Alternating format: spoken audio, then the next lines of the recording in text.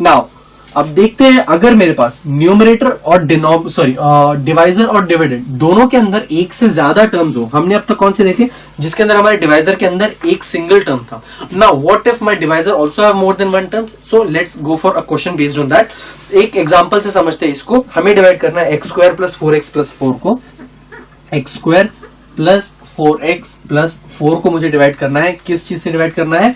x plus 2 के साथ, x plus 2 के साथ। अब हमेशा फर्स्ट टर्म को ध्यान में रखना है। यहां पे x है, यहां पे x स्क्वायर है, सो x into x square is x square.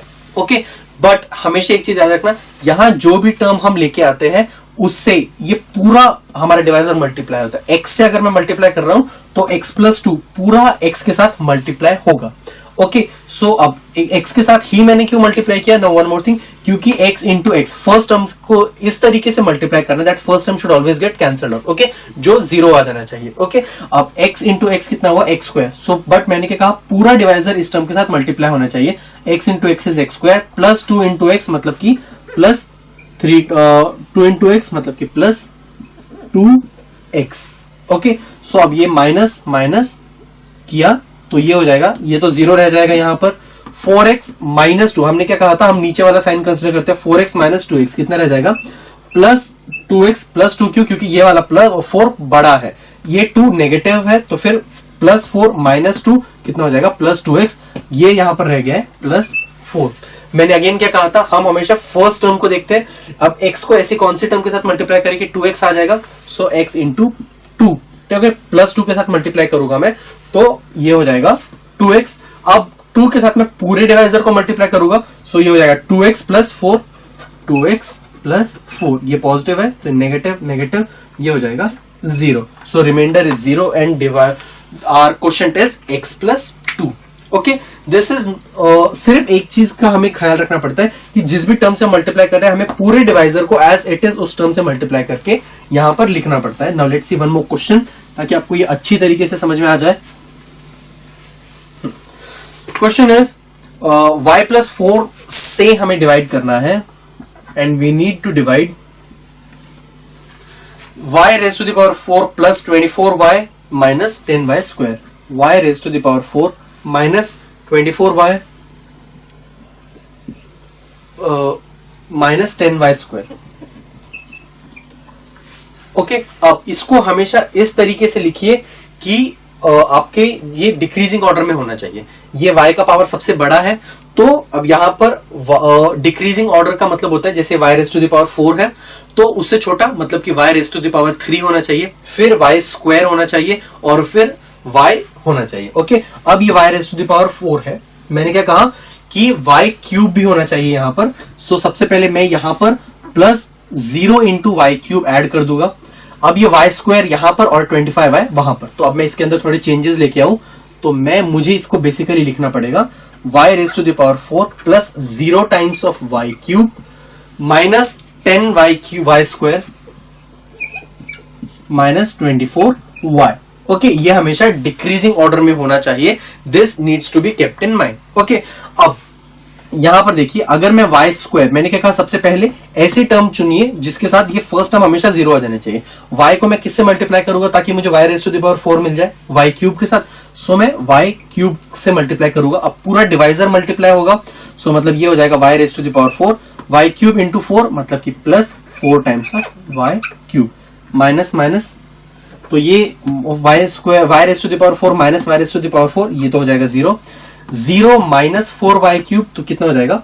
Minus 4 times of y cube. बाकी टर्म्स एज इट इज नीचे, minus 10 times of y square minus 24 times of y। Okay, अब ये y क्यूब है, मुझे अगेन मैंने क्या कहा, सबसे पहले फर्स्ट टर्म को हमें हमेशा एलिमिनेट करने के बारे में सोचना होता है। y क्यूब को ऐसी कौन सी टर्म के साथ में मल्टीप्लाई करूंगा that I should get minus 4y cube, तो minus 4 times of y square के साथ, क्यों कांस्टेंट चाहिए 1, तो माइनस 4 y का कोएफिशिएंट 1 है, 1 इंटू माइनस 4 इज माइनस 4, तो इसीलिए मैंने माइनस 4 और y square cube y into y square y cube हो जाता है, तो ये हो जाएगा। लेकिन मुझे माइनस 5 y स्क्वायर के साथ इस पूरी टर्म को मल्टीप्लाई करना है, पूरे डिवाइजर को, तो ये हो जाएगा minus 4 y square into y मतलब कि minus 4 y cube, minus 4 y square plus 4 मतलब कि plus sorry minus 16 times of y square. अब ये हो जाएगा, इसको नीचे प्लस और इसका अपोजिट साइन यहाँ पर प्लस, -4 + 4 यहाँ पे तो हो गया 0, -10 + 16 कितना हो जाएगा 6 times of y square -24 times of y, क्योंकि ये नेगेटिव है। ओके, अब मैंने हमेशा कहा है फर्स्ट टर्म को एलिमिनेट करने के बारे में हमें हमेशा सोचना है। यहाँ पर y है 6 है, तो मतलब कि मैं +6 y के साथ मल्टीप्लाई करूंगा, क्योंकि ये y × y y स्क्वायर हो जाएगा, तो मतलब कि 6 टाइम्स ऑफ वाई स्क्वायर, ये पॉजिटिव नीचे आया था, सो ये भी पॉजिटिव, नेगेटिव करेंगे तो ये हो जाएगा 0, बट मुझे पूरे डिवाइजर को मल्टीप्लाई करना होता है, सो 6y into y is 6y square +4 × +6 कितना हो जाएगा, +4 × +6 इज इक्वल टू +4 × +6 इज 4 6 24, तो ये हो जाएगा +24y। ओके, सो ये हो जाएगा प्लस, ओके ये 24 ये पॉजिटिव है, सो प्लस प्लस ये नेगेटिव, तो ये हो जाएगा 0। ओके, सो मेरा रिमाइंडर है 0 और ये बचा है मेरे पास मेरा क्वेश्चन। ओके, सो इस तरीके से हम लोग इसे सॉल्व कर सकते हैं। This type of division is known as long division method. This is something that you need to keep in mind. अगर क्वेश्चन में डायरेक्टली पूछा गया solve by long division method, तो वो इसी मेथड की बात कर रहे होते हैं। Okay, so this is what we call long division method. Now let's go for one more question. Question is हमें मल्टीप्लाई करना है, डिवाइड करना है x² - 1 से, and the term that we need to divide is 6x⁴ plus 6x⁴ plus 3 times of x² -9 plus 5x plus 5x cube plus 5x plus 5x cube। मैंने इससे पहले वाले क्वेश्चन में कहा था it has to be in decreasing order. x⁴ है तो x⁴ की वैल्यू उसके साथ आनी चाहिए, मतलब कि ये टर्म यहां पर आनी चाहिए, उसके बाद x² होना चाहिए, उसके बाद x की term and then constant. Okay, तो इसके अंदर मैं थोड़े चेंजेस लेके आऊंगा सेम इक्वेशन के अंदर, सिर्फ हमें उनकी पोजीशन चेंज करनी है। तो ये हो जाएगा 6x⁴ -5 times of x³ and then plus 5x³ plus 3x² plus 3x² plus 5x minus 9 plus 5x minus 9। अब ये इसकी x की जो पावर्स है वो डिक्रीजिंग ऑर्डर में है। अब मैं इसको सॉल्व करना शुरू करता हूं। ओके, x² है, x² को मैं किस टर्म के साथ मल्टीप्लाई करूंगा that I should gate x⁴। तो सबसे पहले तो 6 भी आना चाहिए। Okay, so 6 times of x², तो ये हो जाएगा 6x⁴। लेकिन मैंने क्या कहा था, इस टर्म से पूरा डिवाइजर मल्टीप्लाई होता है, x² से किया तो 6x⁴ आ जाना चाहिए, -1 से किया तो -1 × 6x² कितना हो जाएगा -6x²। तो मैं उसको कहां पे लिखूंगा, x² की टर्म से इनके नीचे -6x²। तो जो टर्म है, अगर यहाँ पे x³ आ रहा होता तो मैं इसको इसके नीचे लिखता, लेकिन x² आ रहा है तो मैं इसके नीचे लिखूंगा। तो ये प्लस माइनस और ये यहाँ पर प्लस, ये तो हो जाएगा 0। क्या बचा यहाँ पर 3 + 6 कितना बच गया यहाँ पर 9 टाइम्स ऑफ x²। बाकी बचा है मेरे पास 5 times of x³ plus 9x² plus 5x minus 9। अब मैंने हमेशा कहा फर्स्ट टर्म को हमेशा एलिमिनेट करने का हमें ट्राई करना होता है, ये है 5x³। सो यहाँ पे x² है तो ये मैं प्लस 5 टाइम्स ऑफ x से मल्टीप्लाई करूंगा, x² × x इज x³ और × 5 इज 5x³, तो ये हो जाएगा प्लस। लेकिन पूरे डिवाइजर को मैं मल्टीप्लाई करने वाला हूं तो 5x × x² मतलब कि हो जाएगा प्लस 5x³ माइनस ये हो जाएगा 0। 5x - 1 कितना होता है माइनस ऑफ 5x, तो 5x × -1 मतलब कि माइनस ऑफ 5x, तो यहां पर ये हो जाएगा माइनस ऑफ 5x और ये यहाँ पर रहेगा प्लस। सो 5x प्लस 5x ये रह जाएगा यहाँ पर प्लस 10x। ये है हमारे पास बचा है 9 टाइम्स ऑफ x² यहाँ पर प्लस, और यहाँ पर मेरे पास बचा है -9। अब मैं किस चीज को एलिमिनेट करने की कोशिश करूंगा, प्लस 9x² को। सो यहाँ x² ही है, डायरेक्टली मैं प्लस 9 से अगर मल्टीप्लाई कर दूं तो ये प्लस 9x² माइनस ये टर्म तो हो गई 0। ओके, अब ये टर्म भी उसके साथ मल्टीप्लाई होगी, -1 × 9 कितना होता है, -1 × 9 इज -9, तो ये -9 ये प्लस, तो ये हो जाएगा -9 + 9 मतलब कि 0, सिर्फ क्या रह गया प्लस 10 टाइम्स ऑफ x। सो मतलब कि अब देखिए यहाँ पर अगर मैं एक्स स्क्वायर की जो के साथ में मुझे ऐसे टर्म को मल्टीप्लाई करना है that I should gate +10 times of x, but मैंने क्या कहा था, जब भी रिमाइंडर की पावर कम हो मेरे डिवाइजर की पावर के साथ तो मैं उसके आगे प्रोसीड नहीं करूंगा. So this is my question and 10x is my. So ये कितना भी बड़ा हो जाए लॉन्ग डिवीजन मेथड से हम लोग चीजों को डिवाइड कर सकते हैं. Okay, now let's move on to practice set 10.2 so as to see what other kinds of questions can be asked. Okay, there is one thing that needs to be kept in mind is that you need to solve a lot of questions so as to have a good practice of this. Long division method needs a lot of practice so as to have a good hand of it on it, good hand on it. Okay, question है हमारे पास practice set 10.2.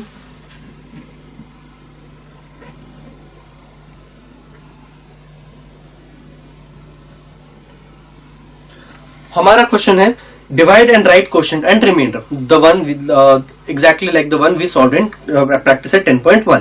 पहला है मेरे पास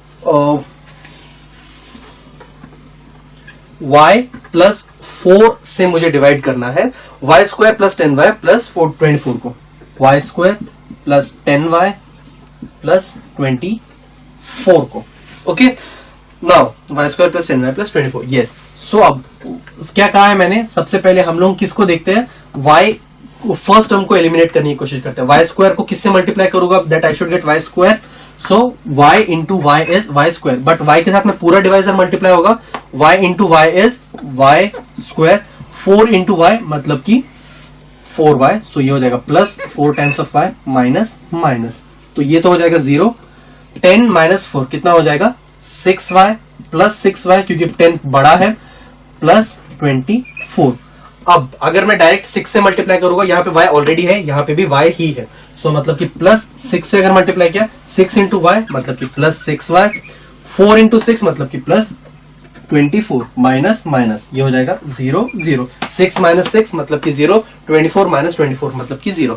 सो this was a very easy one. Let's move on to another one.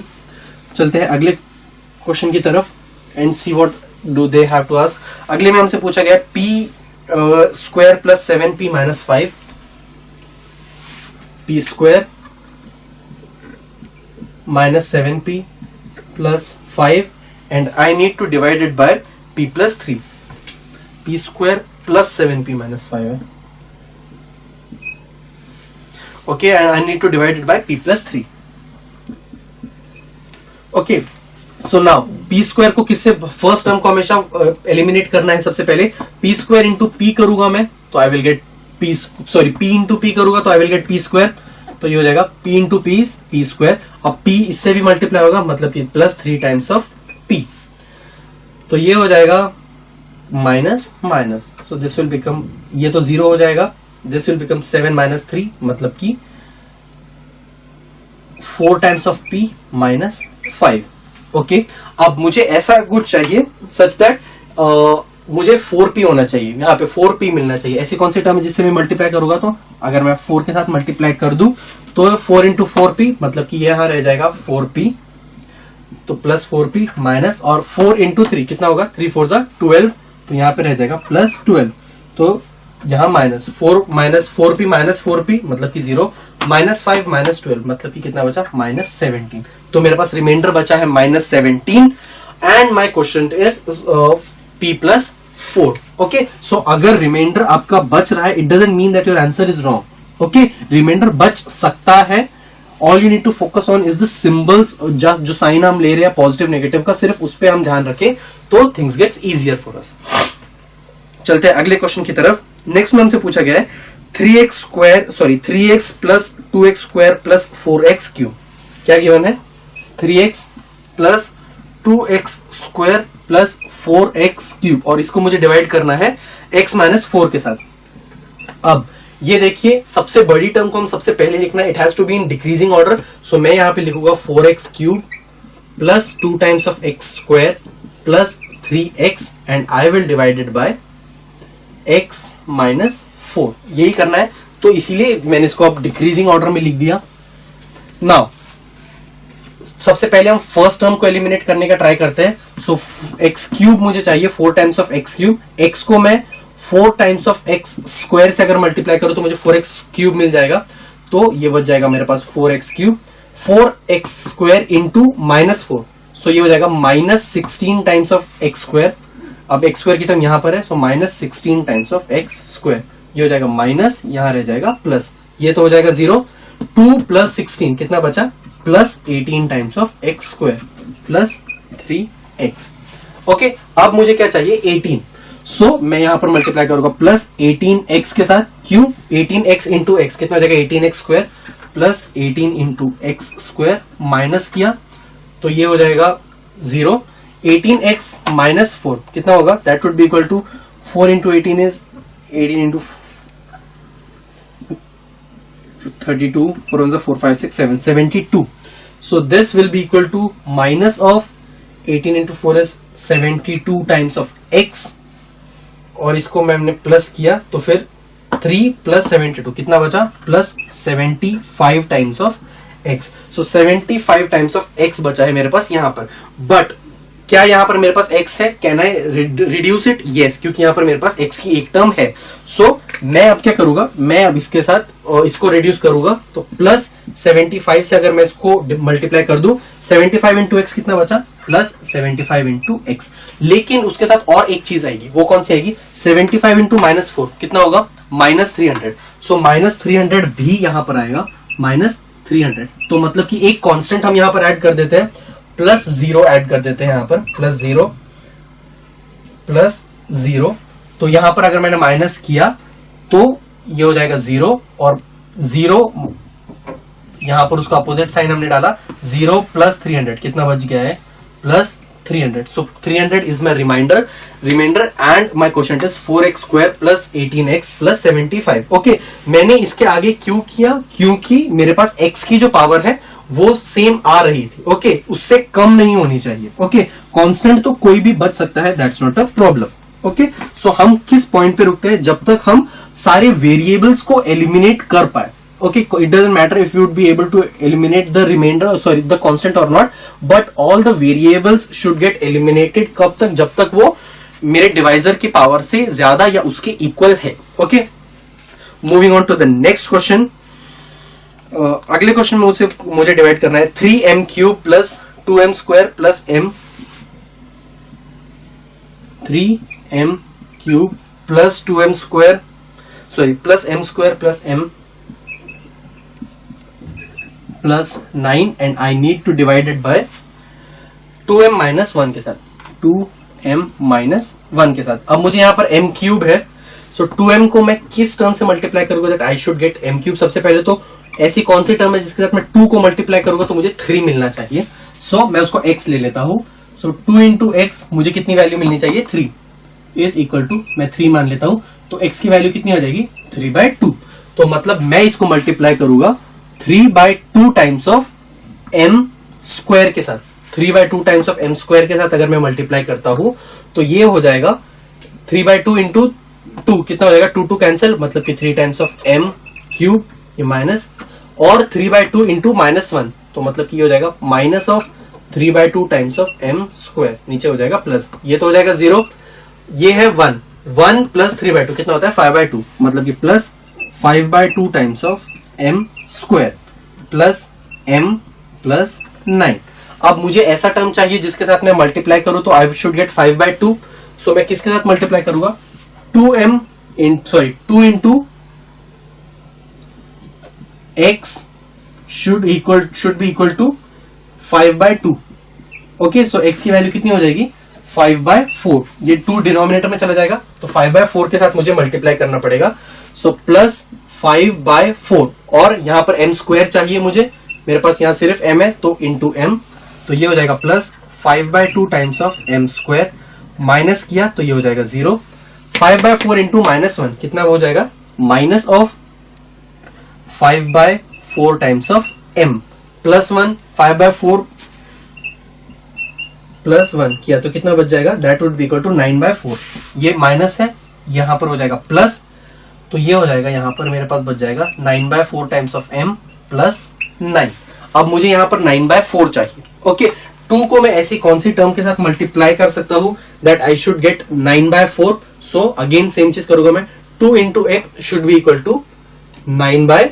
4, अब ये 2 फिर से denominator में चला जाएगा, तो x will be equal to 9/8। तो मतलब मैं 9/8 के साथ मल्टीप्लाई करूंगा, तो प्लस 9/8 अगर मैंने किया, इस टर्म को मैं साइड में लिख देता हूं, क्या टर्म है वो, 9/4m प्लस 9/8 इंटू 2m किया, तो यहां पर बच जाएगा 9/4 times of m plus plus, ये हो जाएगा नेगेटिव 9/4m माइनस 9/4m, तो ये हो जाएगा 0। 9/8 माइनस 1 कितना बच जाएगा, माइनस ऑफ 9/8, दोनों ऐड हो जाएगा, 9/8 plus 9, so 9/8 plus 9 that is equal to 9 8 is 72, 72 plus 9 is 8, 72 plus 9 is 73, 74, 76. So this is equal to 81 divided by 8. कितना आ रहा है मेरे पास, 81 divided by 8. So this is my remainder and this is my, what do you say, quotient. Okay.